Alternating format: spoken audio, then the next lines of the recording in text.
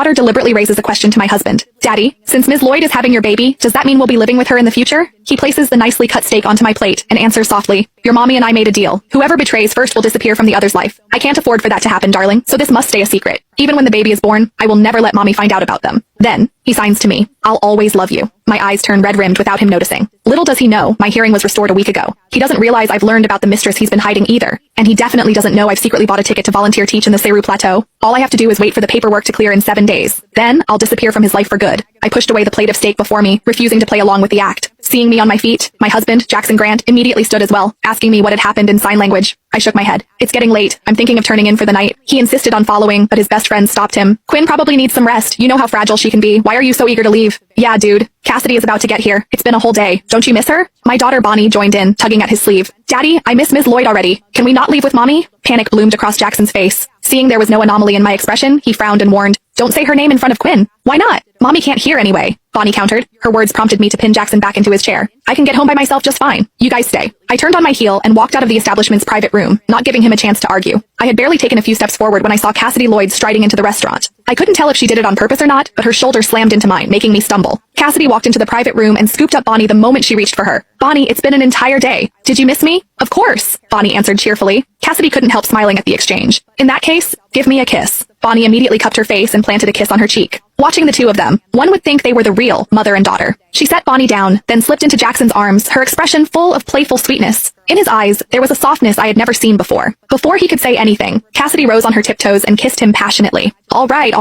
one of his friends muttered, rolling his eyes. It's been months and you two are still this mushy. None of his friends seemed bothered by it, while Bonnie looked like she had seen this 100 times. I stared at all of them, feeling a sinking coldness in my bones. So, everyone knew they had been fooling around together, except for me. As the teasing around the table amplified, Cassidy's lips curled with a triumphant smile. As if things weren't messy enough, the others started egging them on, asking when the last time they hooked up was. Jackson lowered his head, embarrassed, while Cassidy looked thrilled. 2 days ago, in the room next to the main bedroom. I whispered the same words at the same time as she did, our two voices overlapping, and the whole room exploded with excitement. Some laughed, some cheered on. Jackson, my boy, you finally grew a brain. Yeah, with our status, who the hell stays loyal? As long as you hide it well, you can enjoy life. Quinn is deaf. She'll never find out. When my name came up, the smile on Jackson's face stiffened. His expression turned ice cold. Don't let this get back to Quinn. His friends didn't care at all. They simply burst into louder laughter. Bonnie chimed in loudly. Don't worry, Daddy. Mommy won't find out. She's deaf, remember? Their laughter echoed through the private room, but I stood outside the door, frozen. It wasn't until a waiter behind me gently tapped my shoulder that I snapped back. Excuse me, do you need any help? Immediately, silence swept across the private room. Everyone turned to look at me while Jackson looked panicked. He hurriedly dropped his arm from Cassidy's waist, his gaze flickering everywhere but my face. He started signing frantically, asking why I had returned and insisting that Cassidy was just an ex-junior from his alma mater. What he failed to realize was that her lipstick was smeared all over his lips. Even her hand was still firmly wrapped. Click the link in my bio to get the full story for free.